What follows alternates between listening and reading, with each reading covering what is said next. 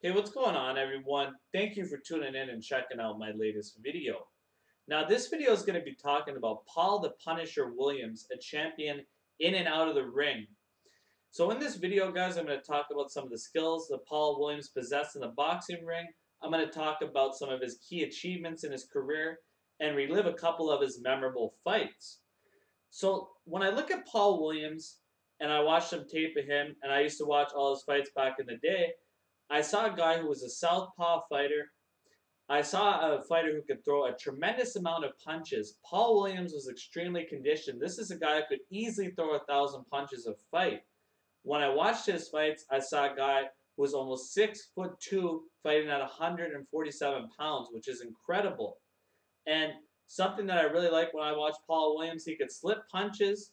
He could also brawl very well. He landed some excellent body blows. Extremely entertaining fighter. And his angles are hard to predict. You didn't know what you're going to get next from Paul Williams. And also the variety of punches that he used were very key to his game plan. And he possessed a great heart along with a good chin as well. And the thing that I also like about the career of Paul Williams is his amateur trainer, George Peterson, actually took him from a young kid, ended up making him a champion, and they stuck together through all the best moments in his career. And today they're still great friends. So that's always something that I admire in the boxing world where there's all kinds of sleazy guys, scumbags. Great story of friendship between Paul Williams and his mentor, George Peterson. Now, when I look at some of the achievements he had in boxing, I see a guy who was a three-time champion. Paul Williams competed at 147 pounds, 154 pounds, and 160 pounds. He had a record of 41 victories and 2 defeats, and he had notable wins over such fighters as Kermit Citron, Sergio Martinez, Erislandri Lara, Nobuhiro Ishida, Sergio Martinez, also victories over Antonio Margarito, classic fight, Winky Wright, Shambe Mitchell, Walter Matisse. These are some notable names that boxing fans will know. And when I look back at some of his memorable performances, there's two fights that come to my mind. But Paul Williams was so entertaining. There was a lot of great fights that I could choose from. But these are the two that I really wanted to discuss in the video for you guys. The first one that comes to mind is his fight against Winky Wright. Now, going into the fight, Winky Wright was a highly defensive fighter who made a lot of top opposition look bad, and not too many fighters were lining up or wanted to face him because of his style. And the thing that makes this fight so impressive for Paul Williams is he came out right from the get-go. He was working his jab very well. He was using a variety of punches, and he was able to still land so many punches against a great defensive fighter in Winky Wright. That was a highly impressive performance by Paul Williams. And in the 12th round of that fight, Paul Williams actually threw the most amount of punches that he did in any other round throughout the fight.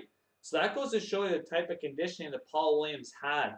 And that to me is one of his most impressive victories because, like I said, Winky Wright, very defensive fighter, and Paul Williams yet is still able to throw 1,000 punches and get in his wheelhouse and not get hit with too many counters against a smart technical fighter in Winky Wright. So that was a highly impressive victory that Paul Williams had over Winky Wright. Great fight.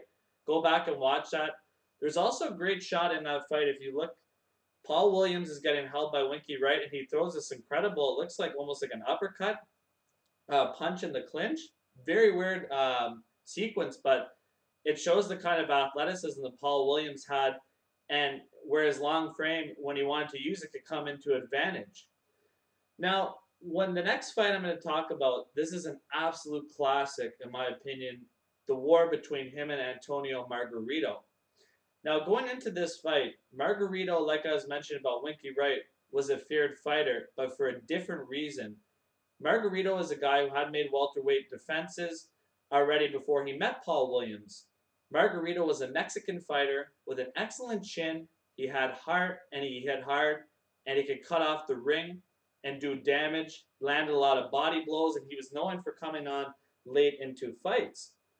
Now, the thing that makes this a victory so impressive for Paul Williams was when you watch the fight and you see how calm he was coming into the ring, he was taking on Margarito in a hostile environment, but you wouldn't know if he was fighting in Paul Williams' backyard in South Carolina because Paul Williams is extremely focused, and he came out in this fight and he really took it to Margarito. He was not intimidated whatsoever by Margarito. He came out throwing a vast variety of punches. He was landing jabs, he was landing straight lefts, he was working the body. He was really going to war with Margarito, and that's Margarito's game. And the first 6 rounds of that fight, Paul Williams was beating him in his own game, also slipping some punches as well when Margarito was getting wild with his shots, and he just looked outstanding. Now, in the second half of the fight, Margarito ended up coming back in the matchup, and you could really see it was starting to turn in the favor of Margarito. But what happened was there was always a great moment in this fight. I believe it was in the 12th round. You had Jim Lampley talk about Paul Williams had a cut over his eye and what was Paul Williams going to do. Because remember, this is Paul Williams' first big test, this fight against Antonio Margarito. And Emmanuel Stewart has a great comment. It goes something along the lines of, Paul Williams, he's determined. He wants to win this belt. He knows what he has to do. And then you see, like 30 seconds later, Paul Williams just throws a combination of punches and starts fighting back against Margarito. That showed the type of heart that Paul Williams has as a fighter.